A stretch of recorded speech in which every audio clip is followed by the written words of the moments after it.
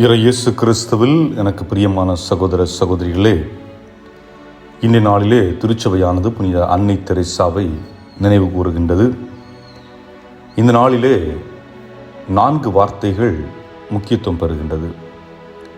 Trust, நம்பிக்கை; obedience, கீழ்ப்படிதல்; humility, தாழ்ச்சி; டிசைபிள்ஷிப், சீடத்துவம்.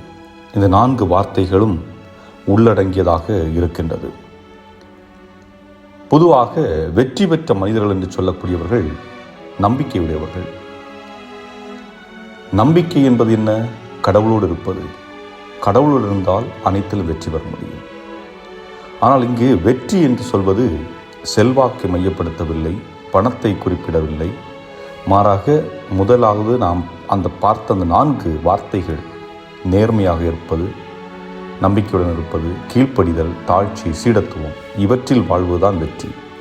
இரண்டால் இன்று சண்டை போட்டுக்கொண்டு, பொறாமைப்பட்டு கொண்டு, நான் என்ற அகந்தையில் வாழ்வது எளிதாகிவிட்டது.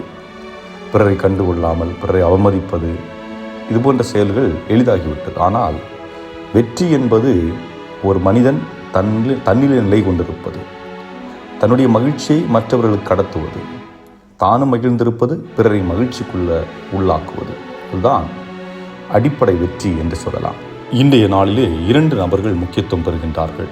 ஒன்று தூய அன்னை தெரேசா, மற்றொன்று இன்றைய நற்செய்தியில் நாம் பார்த்த தூய சீமோன் பேதுரு. இந்த 2 மனிதர்களுடைய ஒற்றுமை என்ன?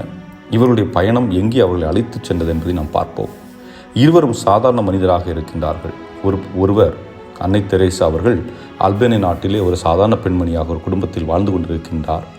அதை போன்று சீமோன் பேதுரு படகிலே சென்று மீன்பிடி தொழிலை செய்து கொண்டிருக்கின்றார். இந்த இருவருடைய வாழ்வுக்குள்ளும் இயேசு நுழைகிறார். ஆக அந்த பெண்மணி அன்னை தெரேசாவை அவருடைய பணியை ஆற்றுவதற்காக அழைத்து வருகின்றார். சீமோன் பேதுருடைய படகிலே அவராகவே ஏறி அமர்ந்து விட்டு போதிக்கின்றார். ஆக இந்த போதனையிலே இருவரும் செவிமடுக்கின்றார்கள். என்றால் அன்னை தெரேசா செவிமடுக்கவில்லை என்றால் அவர் ஒரு கன்னியராக வந்திருக்க முடியாது. அதை போன்று பேதுருவும் அங்கு நின்று இயேசு அந்த படகில் அமர்ந்து பேசுவதை கேட்டுக்கொண்டிருக்கின்றார். ஆக இருவரும் செவிமடுக்கின்றார்கள். இங்கே முதல் புள்ளியை கோடை வரைவது யார் என்றால் இறைவன் நம்மை அழைக்கின்றார். அழைக்கும் பொழுது நாம் செவி கொடுக்க வேண்டும். செவி கொடுத்த பின்பு அவர்களுக்கான பணி கொடுக்கப்படுகின்றது. அன்னை தெரேசா அவர்கள் டார்ஜிலிங் நோக்கி பயணம் செய்து கொண்டிருக்கின்றார்கள். அப்பொழுது அவர்களுக்கான அழைத்தலுக்குள் ஒரு அழைப்பு, அதாவது ஏற்கனவே ஒரு கன்னியராக இருக்கின்றார், அர்ச்சகதியாக இருக்கின்றார். அந்த சபையிலிருந்து வெளிவந்து வேறொரு இயக்கத்தை ஆரம்பித்து அதன் வழியாக இறைவனுடைய அன்பை மக்கள் மத்தியில் செலுத்த வேண்டும் என்பதற்கான அழைப்பை அவர்கள் உணர்கிறார்கள். ஆக புது வாழ்வு. அதுபோன்று ஆண்டவர் இயேசு பேதுருவிடம் சொல்லுகின்றார், அவருடைய போதனைகளை முடித்த பின்பு மீண்டும் சென்று வலையை போடுங்கள் என்று. அப்பொழுது அவர்கள் அங்கே இருக்கிறவங்களுக்கு எல்லாருக்குமே அது ஒரு இல்லாஜிக்கலாக தான் இருக்கும். காரணம் என்னவென்றால் அதற்கு முன்பாக அவர்கள் மீன் பிடிப்பதற்கான பல முயற்சிகள் செய்து மீன் கிடைக்கவில்லை. ஆனால் பேதுரு என்ன சொல்கிறார்? ஆண்டவரே, உம்முடைய வார்த்தையின் மீது நம்பிக்கை கொண்டு நான் இதை செய்கின்றேன். ஆனால் எங்களுக்கு அதில் தெரில, ஆனால் உம்முடைய வார்த்தையின் மீது நம்பிக்கை கொண்டு நான் செய்கின்றேன் என்று அவர் படகை வீசுகின்றார். மீன்கள் சிக்குகின்றன.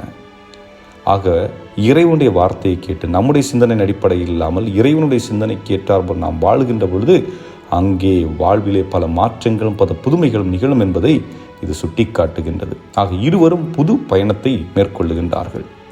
அன்னை தெரேசா அவர்கள் ஏழைகளோடு பயணம், நோயாளிகளோடு பயணம், அதாவது அன்பு செலுத்துகின்ற பயணம், வேறொன்றும் இல்லை. அன்பில்லாமல் நிராகரிக்கப்பட்ட மக்களுக்கு அன்பை ஊட்டுகின்ற, உடனிருக்கின்ற ஒரு பயணத்தை அன்னை தெரேசா அவர்கள் மேற்கொள்ளுகின்றார்கள். அதற்காக இறைவன் அவர்களை அழைத்தார். அதே நேரத்திலே பேதுருவை இறை வார்த்தையை எடுத்து சென்று மக்கள் மத்தியிலே மக்களுக்கு கொடுக்கவும், அதன் வழியாக இறைவனுடைய அன்பை மக்களுக்கு போதிப்பது. அதாவது இறை வார்த்தையை போதிப்பது என்றால் என்ன?